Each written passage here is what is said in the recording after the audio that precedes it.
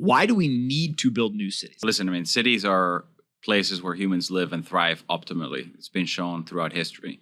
You got population growing all over the world, but most importantly, it's about catalyzing prosperity.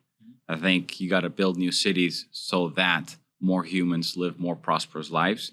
And with technology in the hardware space, lagging in some ways, the area that people don't talk enough about is the technology in the governance space. And so instead of trying to change existing systems, create new ones, and the delivery mechanism to do so is a city. So when you see the existing systems, you talked about governance. Like, what are the governance mechanisms that when you all say, hey, we got to create something new, like what are those governance mechanisms that you want to recreate? Sure. When people think of government, it's a mixed basket of things, but the essence of governance comes down to three things. Good rules and the administration thereof that everybody that's opted in lives by.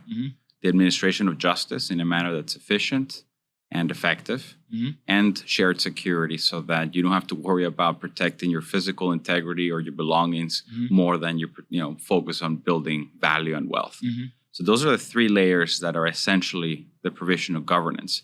Within each of them, I could go in great detail, but of the first one, the most important outcome of it is that you have clearly defined and well-protected property rights, which of course starts with your body, and as a derivative thereof, the goods and services that you produce as a result.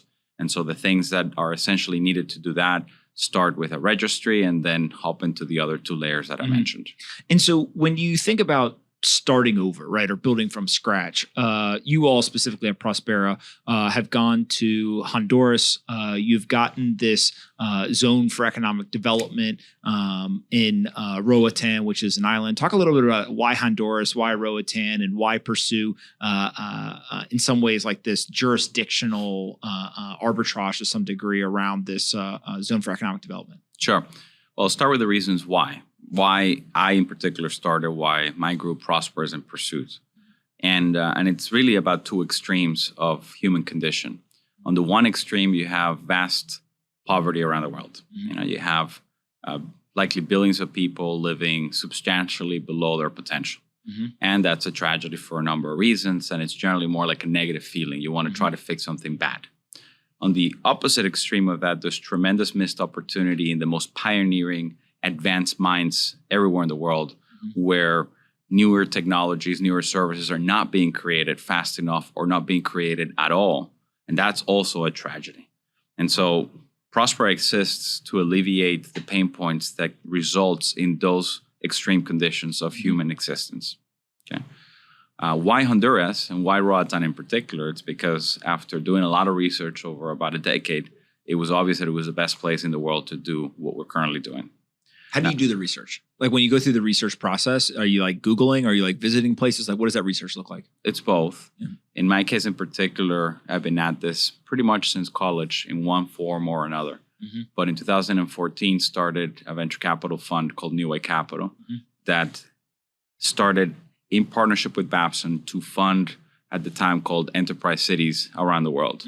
And in partnership with Babson, we visited a number of countries, explored the regulatory options that they had, and it was very experiential. Our partners on the ground, Shankar Singham in particular, he had already done a lot of groundwork, but research is not desktop because a lot of what is being done is about creating something new, never been done before. So back then there wasn't the body of knowledge so that you could, research it. It was about sitting with decision makers, explaining the vision, understanding their legal systems and procedures, and trying to gauge as best as possible political capital and will, as well as the process that would need to be followed, and create opportunities for them to validate that they were serious and they can move the ball forward.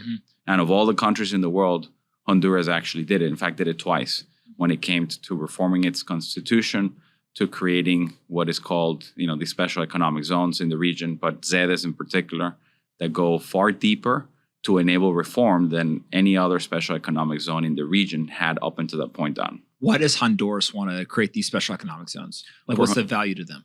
For Honduras, it's about foreign direct investment, job creation, and about trying something new. It's a bit of an experiment in how to solve the problems that they've been plagued with and have not been able to solve for decades. and looking at other places in the world like Dubai and Hong Kong and Singapore and saying, well, obviously a small piece of land can generate unimaginable prosperity for many, many people. What if we try to adopt something like that? And when you see that playing out, what is the way they measure it? Is it just pure like aggregate job creation? Is it number of dollars invested? Like, how do they measure success in your opinion? By far the most important KPI is number of jobs that are paying, not only above minimum wage, but above average in the country, which I must say in Honduras, unfortunately, is not a very high bar.